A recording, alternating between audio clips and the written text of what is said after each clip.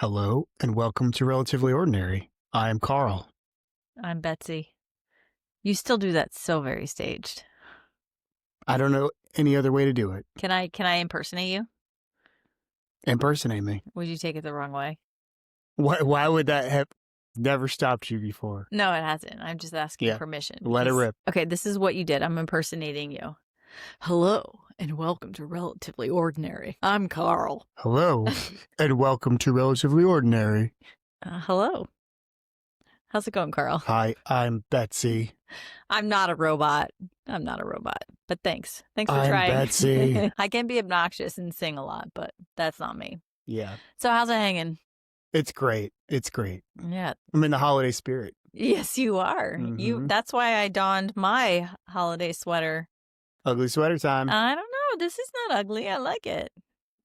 My favorite Christmas movie, Elf. I haven't watched it yet. I'm saving it for the night before Christmas. Nice. Favorite movie all time. Not just Christmas movie, all time. That's the kind of person I am. Wow. You knew this about me. Yeah. I don't know if I considered that before we got married. Oh, well, I don't know if it came out before we got married. Yeah, I'm pretty sure it did, but that's a good question. I Yeah. have no idea. I'm not one for favorites, but Yeah. this one I can watch on repeat and Yeah. not get sick of it. Yeah. So, well, yeah, Christmas spirit. yeah. Merry almost Christmas. this is the Christmas episode. Yes. And as promised, Yeah. this is going to be all about Betsy's pet peeves.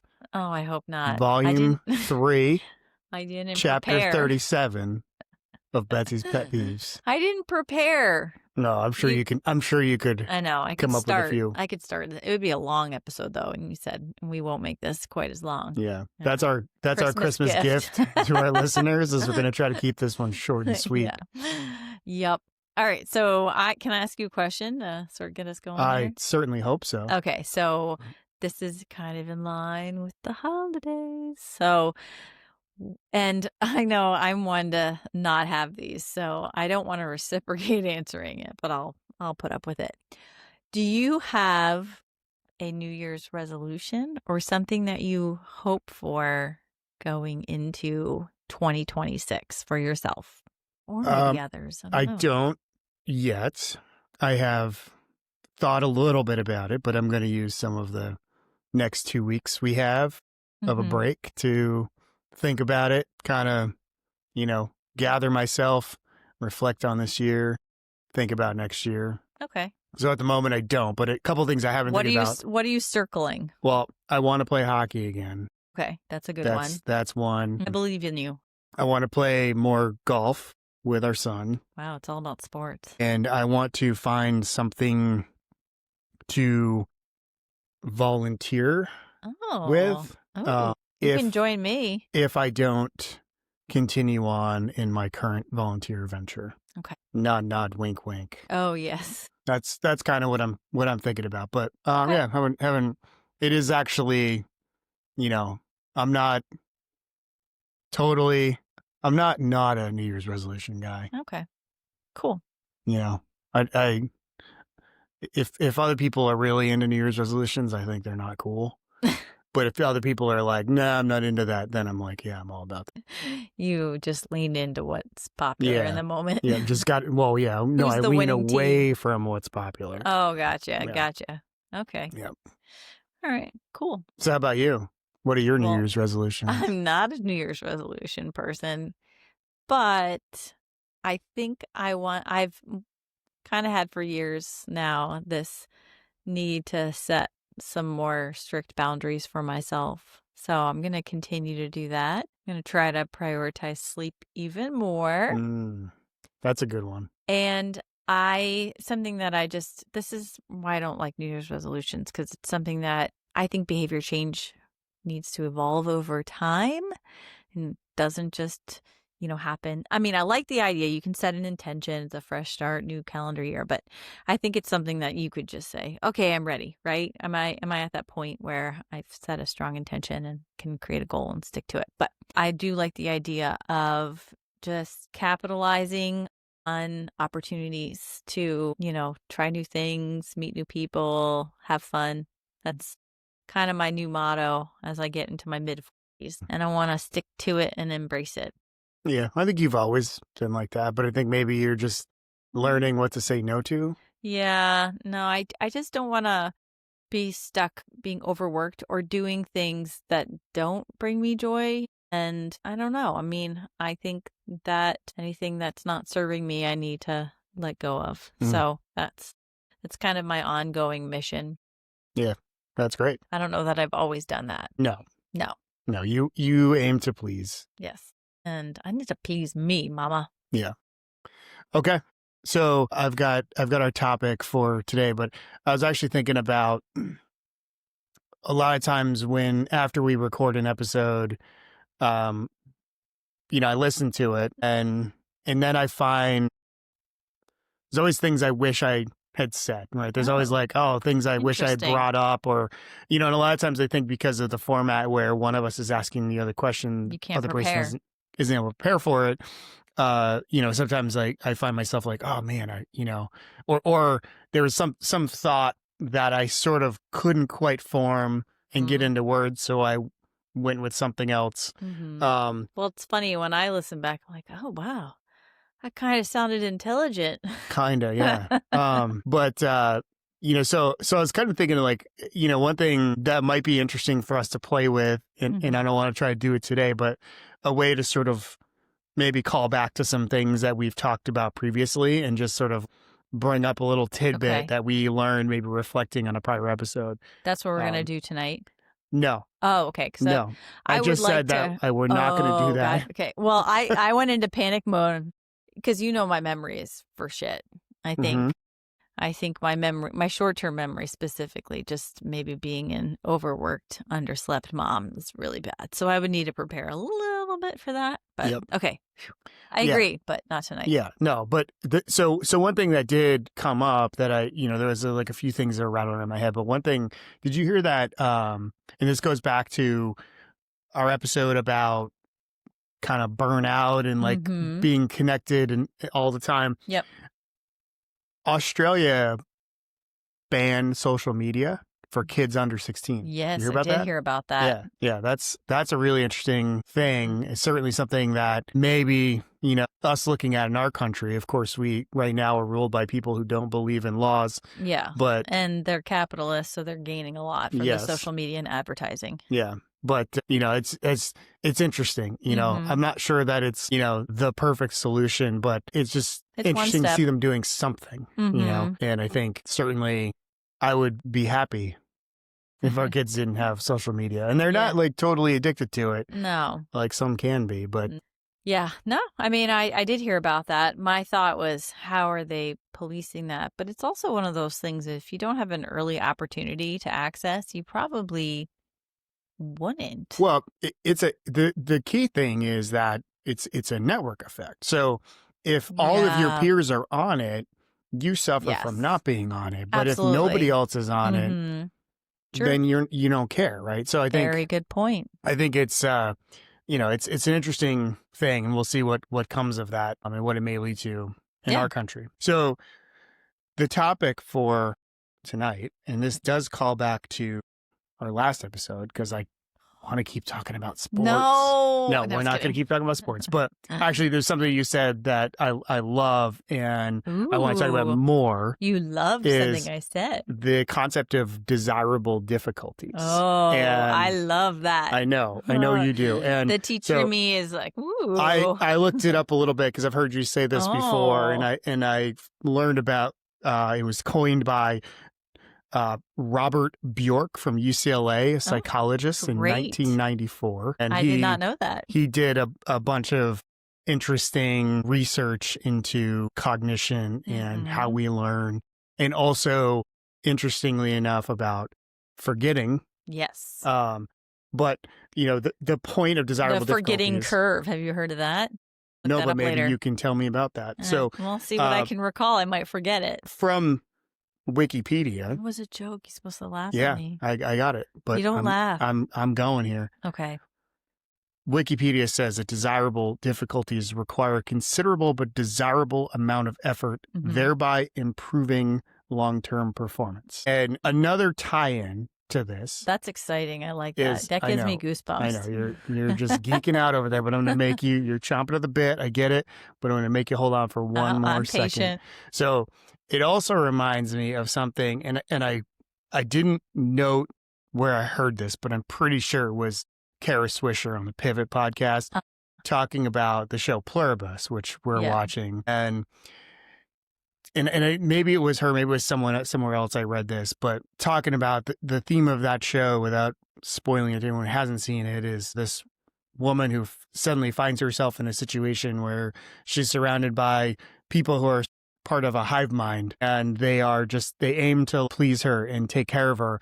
And there's this kind of interesting parallels to AI and LLMs, and this idea of a frictionless existence where everything, the the hive mind is basically whatever you want, we'll get it for you. And she's like, I don't want that. Leave me alone. And of course I'm thinking, well, yeah, I want like a massage and my favorite meal. And then I want to go play golf and, all the things. But it kind of, thinking back to this idea of desirable difficulties is, I think that there's a feeling in society that we need things to be easy and to not have cognitive dissonance, which I think goes a little bit towards the like kind of echo chamber. We all want to go on our ideological side of the spectrum and not have to deal with people who disagree with us kind of thing. And so I kind of want to just get to the core of, if we can start at a society level, but as humans, like, what are desirable difficulties? How do they help us? And how do we maybe seek that out and cultivate it to become better humans? Well, I think it's at the core of learning. I mean, it's how we grow and mature and evolve. I think because what you said about the definition, Wikipedia, and, it's a phrase that was coined, but I think it summarizes exactly what learning is. You try, you fail, you get feedback, you refine, you try again. A lot of what we try to set up for, our students. So our students are professional, even though they're not termed a professional program by the eyes of the government right now, as far as our student loans go. But as a professional program, you're looking at gaining cognitive, learning, right? And then skill learning, and then what we call affective. So some of those habits of the heart, the soft skills that you need to do a certain career path. And you can't just, memorize something and go and do it. You can't just, read from a textbook and say, okay, I got this, and show up in a clinic and be able to treat a patient. You really have to put yourself through these learning opportunities to sort of test your understanding, see where your learning gaps are. And then, it's difficult. Those situations are stressful, and they require you to prepare. They require you to, have some hopefully safe failures and learn from them, and then reflect on it, which is a huge part of that process. See what resources and information you need to collect to improve yourself, and then try again and know that you're going to continue to refine. And, what do they say about how many hours, there's some information about how many hours it takes to be an expert in something. Yeah, 10,000. 10,000 hours, which is probably even more than that. But if you think about, an hour is a long time. Though. It is it's a lot of time. It's a long time, but if you break it down to, 10,000 hours for something that's a really discrete skill, like a professional golfer, right? That's a lot of hours playing golf. Yeah. But let's think of everyday things, like your ability to walk, your ability to, successfully use the toilet, right? Like all of these things. Do you think I've spent 10,000 hours on? No, but you've had a lot of it. No, I mean, it's a serious question. How many hours do you think? Oh, I don't know. My math is not that great, babe, but you probably. Yeah, maybe we'll do that calculation for the next episode. If you really want me to waste time thinking about that. But the idea that we are humans who have to function a certain way to be successful in life, and depending on your career path and interests and requirements for, where you are in society, you're going to build expertise in a lot of different domains, and it requires you to sort of put yourself in a situation that you're trying and learning and refining and improving. And I think there are no cheats. You cannot skip those stages. Some things are easier to learn than others, but I could say we could sit here and argue over, what, how this may show up and appear in different facets, and if it's truly true for all the different skills and, functions of being human. But I think it's interesting. And then how do you actually set that up? Because, I say there's no cheats, there's no skipping this.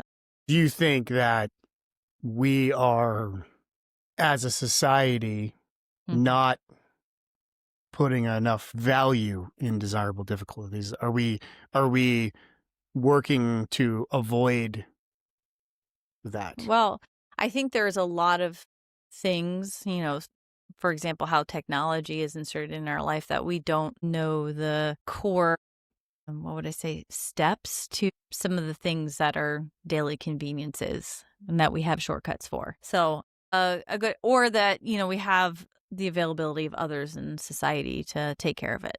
So let's take, changing a tire. If I got a flat tire, I'm definitely calling for help because I don't know how to change a tire. And if I was having to do it because I was in a remote ass area of the country and we would call that an undesirable difficulty. Yes. Terrible. But I'm out in the middle of nowhere. I would have to figure it out. I'd, use my resources. I'd, call up friends or you and figure out, okay. Oh God, I would I'd look in the manual. I would not want to be the other end of that call. No, but I have some great examples of this. Okay, so I had to use the snowblower the other day. Yeah. You were not home. It had snowed enough. And the next day I had to be at work. Kids had to be at school. Everyone else was snow blowing. It was my responsibility to clear the driveway. Last time I used a snowblower, it was heavy, wet snow, very deep, and it got stuck at the end of the driveway. I don't know if you remember that. So long ago, I have erased it from my memory. I just know it's there. I don't want to bring it up. Once again, undesirable difficulty. But I had to do it, and I knew that I was not going to shovel that because it would have taken me hours, and it was a sheet of ice underneath. So I needed crampons, and I needed some efficient way to blow the snow. So I called you up, and I got some instructions, and I messed around with it, and I problem solved. It was not beautiful, but I did it competently. Mm-hmm. So the next time I do it, it's going to be smoother because I've learned all the steps to turn it on, what I should listen for, and a little bit of the nuances of where the snow should blow. But then something else is going to throw a wrench in that. It might be twice the depth. It might be something where it's, a sheet of ice on top. Or, there's going to be situations in which it shifts, and then I'm going to gain some more mastery of that skill. I also had to do that because I had to put together a tricycle. Like, I have no right to be doing bike mechanic stuff. But I had someone who was a bike mechanic with me, and she was able to help me through some of the steps. And then I had to build a second one, and I was able to do it much more efficiently, still making mistakes and learning from my errors, using my resources. So I think it's just part of the hard work, and it's tough. I think it's one thing that, we have to, who cares what you go into and what you want to learn in your career and all that. I think there are some foundational things that kids need to be exposed to really understand that process and be okay with it, right? This is going to take some time out of my day. It's going to be frustrating. I'm going to waste a lot of time in order to do the simplest task. But in the long run, I'm going to gain a skill. I'm going to be more competent. And, maybe I'll find a hobby or interest I really love and I'll cultivate it even further. And I think for adults, it's really important because we need to keep our brains active so that we slow down the process of aging. Well, we can't actually do that, but to sort of curb our risk factors for dementia and, just kind of keep us thriving as much as we can if we think of it from a longevity perspective. So that's great. A lot of good food for thought there, and certainly things that you have thought about deeply as an educator. Mm-hmm. And I think so. To go back to that question, do you think that, and I think this is evident in some of the rhetoric we see in society and some of the inability for people on, who have differing viewpoints to come together. I think that technology and the social media and the ability for us to basically choose our where we get our news from and the opinions that we're exposed to have given us the opportunity to create an ideological cocoon for ourselves so that we don't have to be challenged by data points and viewpoints and opinions that may differ from what we believe and want to believe. And I think that maybe this is an example of people avoiding friction, avoiding those desirable difficulties because it's easier to live that frictionless lifestyle. I like where you're taking this, and it's not something I've ever really thought and reflected on, because a lot of what I'm thinking about is, okay, you've got concrete learning goals, and how are you going to get there? What are the desirable difficulties you need to go through? But in this essence, you're more thinking about changing mindset, which also may end up changing behavior, but you're getting someone to really embody someone else's perspective. That's really hard, but it is a great example of a desirable difficulty. Yeah, I think, I have a hard time even doing it with you sometimes. Yeah, well, I think it's, they very specifically don't want to get into the specifics of who I'm talking about, but there is a difficult person that I frequently have to interact with, and I can't understand where this person is coming from and why they behave the way they do, but still, it's my nature to try. And I try to understand. I try to assume positive intent. I try to assume that deep down there's something meaningful behind this person's behavior. And also the sort of healthy skepticism that is important to critical thinking, to assume that maybe there's something I'm missing. Maybe there's some wisdom in this person's viewpoint argument that I'm missing. But what I really want to do most of the time is just put up my middle finger and be like, screw you, you're an idiot. Yeah. And I think that, again, especially in the world where like you can do these things online and I put up an anonymous post on Reddit and be like, you're an idiot. That's the easy path. So I don't know. Well, I think you bring up many other components that should be considered here. Difficult conversations, recognizing the relationship factor here. So it's not just you being responsible for the learning, or I guess what we would consider more of you're being empathetic perhaps to what this person's experience might be so that you can better understand their actions and thoughts. But I would say you're doing a considerable amount of work to even consider that. You're definitely meeting this individual halfway. I agree. So that's where I would say don't overextend yourself. And, I always try to assume positive intent and people are doing the best that they can with what they've been given, and try to not let your own biases cloud your thinking so that you can sort of come to the table and understand their perspective even just a little bit and be respectful, but you don't need to agree. And you can, in this case, definitively respectfully disagree and stand your ground. I would say the desirable difficulty for your learning is not reconciling your emotions and interaction with this individual, but it's just the process that you can think about another individual in that way so that you can, take their perspective, be empathetic, get to know them in a way that doesn't allow these other factors to cloud your judgment. And that just helps you evolve as a human and know that there are people who are always going to be different from you and think differently and have different experiences. And you might wholeheartedly disagree on some really fundamental things that you believe in. But, when it comes down to it, you just do what you need to do to interact with them and move on. Yeah. Well, I'm gonna actually kind of skip the community question because that was sort of it. Okay. Like what we just discussed. Yeah. I think again it's kind of taking that approach and using it as a foundation when we interact with people in the community, and understanding that, this is the foundation of community.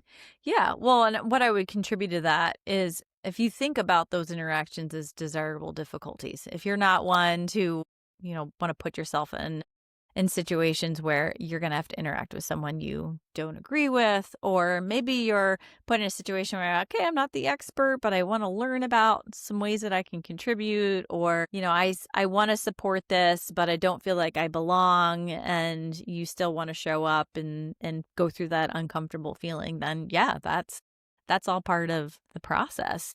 And you're definitively going to come out with gaining something, right? If you put yourself out there, you're going to walk away with something that sort of changes who you are. And that's, we go through neuroplasticity our entire lives. And every little thing sort of plays a role in that. Okay, so while we're on the topic of plastic brains, let's talk about our kids and kids in general. How do we cultivate an appreciation for pursuing desirable difficulties in younger generations? Well, I think we educate them on what it is. I'm sure the kids have heard it come out of my mouth more than once. Lucky them. Lucky them. Model it, because I think modeling, putting yourself in a situation where like, oh, mom's going to go learn this, or I'm taking lessons in that, or, I just feel like I'm going to try this black diamond. You want to join me? That I think is pretty powerful. Being okay with failures and saying, yep, it didn't go my way. I survived and I learned something, and that's great. I also think in getting to know your kid's propensity to want to be involved in stuff that really challenges them versus not. Like I know with our son, he was the type of kid that I had to throw in the pool to prove that he could swim, that I had to, push down the hill on the bike to prove that he could pedal and stay stable. I think his, as calm as he seems, with his demeanor, he does have some anxiety that everyone does that sort of holds him back from things. Whereas others just sort of seek it out and get all worked up and don't see the positives, even though something was really hard. Yeah. Right. And so you can have different types of personalities and it's funny that you say that, because one thing I think I've learned about myself is I am definitely sit back, scan the situation. Yeah, where do you think our son gets it from? Assess. But I also have gained a real appreciation for times when it's like, just freaking do it. Just like do it. You're going to suck. You're going to make a fool of yourself. It's going to be it's frustrating. But if you just accept that as the first step in a long journey of, maybe mastery isn't always the thing, but, competence or a level of, good enough. I tried. It's like the one time I tried wake surfing, it was a total disaster. And I was like, I'm glad I tried that. Yeah. Like it's one and done. I'm not good at it. I'm not good at it. And I don't know how long it would take me to be good at it. I'm not willing to invest the time to be good at this. But I'm, I'm glad I tried it, and I'm glad I just, I got the experience. I think it's speaking of New Year's resolution, like that's a great thing. I definitively do not want to master the snowblower. Like, what would that gain me? But I'm competent enough it would that gain me something. Like I got it back to where it belongs. No one got harmed. Yeah. Well, I like snowblowing. I don't like being bound to it, so I wouldn't mind if there were other people in the house who knew how to use it. I mow the lawn. Yeah. Come on. You do a good job of that. I can't just do the snow blowing. But, if you needed an emergency backup, you were gone, you threw your back out. I don't want that to happen either, but you know what I mean. Don't put me on the sub list as a regular, though. All right. So that, I think, is a good place for us to talk about what you're still chewing on. Oh, what I'm chewing on. Well, I guess what I'm chewing on is that it's a really cool term. A really cool. That's nerdy. It's a really cool idea. When I first heard it, sort of a light bulb went off. It's like, that's what I'm trying to do. Yeah. I can really nerd out on designing a learning activity. I get super excited about that. And so I think, and I recognize it in myself too. I think that's such a cool part of being a human, that we can continue to learn throughout a lifetime. And while we have wisdom on our side as adults, but not this fast paced picking up items, new and novel things as quickly as our younger counterparts. Like, you can still have a rich amount of learning and opportunity and exploration. And I think part of that, going back to your thoughts when we were talking about community and your relationships with people that might not align with your thinking and cause some challenges in your life and interactions, that should be emphasized when we think about how we treat each other and go through life. I think it's so important for people to put themselves out there and to allow them opportunities to explore, as I said, and really get to understand how other people think and work and live, and other cultures, and really embrace that, because you'll see that there's a lot of commonalities and things that are very interesting and unique that you can respect and can enrich your life. And it sort of breaks down these barriers and biases and just creates I think a more open-minded, confident, easygoing and respectful community and person. I don't know. I just think it's so important. So, if anything, just if you're holding yourself back because you just don't want to put up with the difficulty, then don't let that be an excuse. Dive right in. Try it. In. Give it a try. Okay. And what do you think is relatively ordinary? Well, it's going to happen no matter what, right? Because you're going to find yourself in a predicament. Like when you have to use a snowblower? When you have to use the snowblower. And you're trying to explain to your wife the sound of a healthy throttle, healthy choke. While you're in a restaurant. Yeah. Yeah. Over the phone. Yeah. I mean, because even if I didn't learn the snowblower, I'd have to figure out something to get our cars out safely in the morning and not let the driveway freeze over. So now I think whether you coin a term for it or not, it's just part of, how we function and develop. And I think we should embrace it. We should purposely jump at opportunities to learn and grow and evolve. And I think it's pretty neat. Yeah. And, speaking of something I didn't mention, but, speaking of expertise and mastery, some people can get into situations where they pursue something and maybe give up prematurely, or it's such a struggle and they think, is it worth it? But you really have to think about your goals and values and what your long-term mission is. And if it was easy, everyone would be doing it, right? I mean, people would tell me that all the time when I was marathon training. I don't know what the stats are on people accomplishing marathons. I know it's a growing statistic, which is awesome. But, I think it's one of those things where, if you really are going to master something, it's going to be hard. And that's a good thing. Yeah. So just suck it up, buttercup. Yeah. Well, that's what we like to say sometimes in men's, grown men's baseball. Suck it up, buttercup? If it was easy, it would be softball. Hey, I'm going to slug you. Well, that's not, we're talking about like sexism. We're talking about the kind of softball where there's a keg in the dugout. We're not talking about like, Division I, like Nebraska versus Oklahoma. Okay. Cool. Well, great show. Love how you tried to turn that into a sexist thing at the end. I'm always good for inevitable. I also wanted to share that I'm going to go with about 2,500 hours. For what? Amount of time I've spent on the toilet in my life. Oh, you've been doing the math the whole time. Just the back of the napkin estimate there. But you're pretty good at it, which right? Means, right. Because, if I get to, I don't want to get to 10,000 hours. Let's put it that way. Because either means I live to be 170 or I have spent a lot of time on the toilet in the latter half of my life. Not to, spend too much time on this, but it's not just time where your ass is on the toilet. It's also the bowel and bladder control beforehand, thinking about going. What are you talking about? No. It's all part of mastering being continent. the art of toiletry. Wow. Okay. Well, this really went down the shitter.